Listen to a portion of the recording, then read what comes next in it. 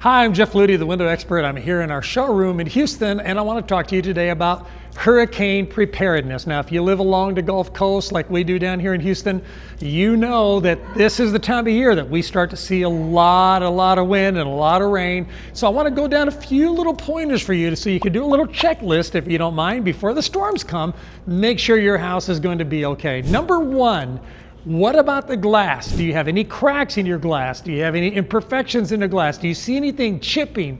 Maybe just like some kind of discoloration. That's a good way to know if something's going on with the glass on your window. If so, you've got to get that looked at. Number two, inspect your window frame. Now remember, there's two key components to a window, right? You've got your glass and then you've got your frame. Well, if the glass is in good shape, take a look at the frame of your window. Does it look to be okay? If it's made out of wood, do you see any rot on it? If it's made out of aluminum, do you see oxidation? If it's made out of vinyl, is it discoloring? Is it warping? Is it twisting? These are the kind of things you want to look for before a storm hits. Number three, check the weather stripping. How does the weather stripping look? Weather stripping over time can tend to deteriorate. It can get a little weaker, and then it allows wind, it allows the rain. And by the way, when you get the wind and the rain together, that's when a window's weather stripping really gets tested. Number four, what about the lock?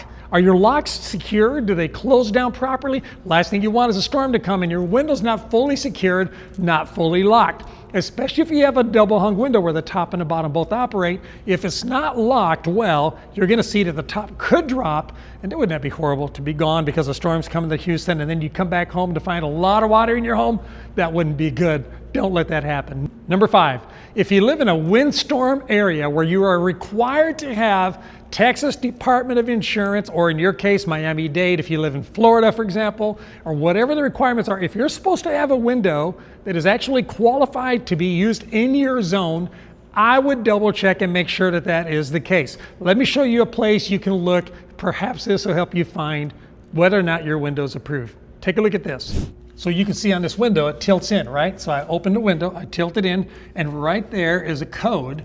That little sticker is going to tell you what order number your window is. Might even give you some more details that will be helpful for you to know if you've got the right window. Now, let's suppose it doesn't tell you on that what it is. It will tell you the order number. It'll tell you the manufacturer. You can reach out to them, or you can reach out to whoever sold you or installed this window to make sure that it does qualify for where you live. Number six, look for fogging between your window panes. Now, if you have double pane windows already, it's a common failure if they're not high quality windows to see fog develop between the two panes. Why? Because the seal fails and now you are compromised and you have moisture in there. If moisture's in there now before we have a storm, trust me, you're gonna get moisture once we do have a storm.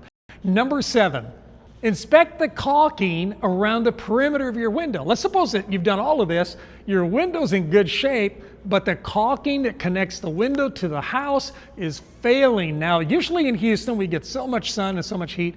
Caulking, even high quality caulking, doesn't go beyond about a 7-year lifespan.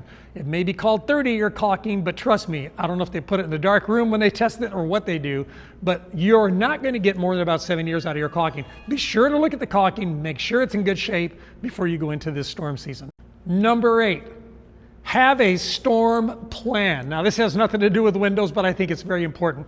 Make sure your family members, make sure your children know this is what we would do if we have a storm. Everybody should be ready. Sometimes, I know we're talking about hurricanes, they build up slowly, but sometimes people put this off and they think we're going to be okay. And all of a sudden, there's a sudden change in the direction, and all of a sudden, everybody feels urgency to move, to get out of town, to do whatever. Make sure you guys have a plan, like what to do in an emergency, where you would meet up, and what would happen next. And then, of course, if you do have covers for your windows, some people have storm covers, make sure that you plan way ahead of time, have those organized in the garage, have them numbered, have a diagram, an outline of your house so you know where everything is.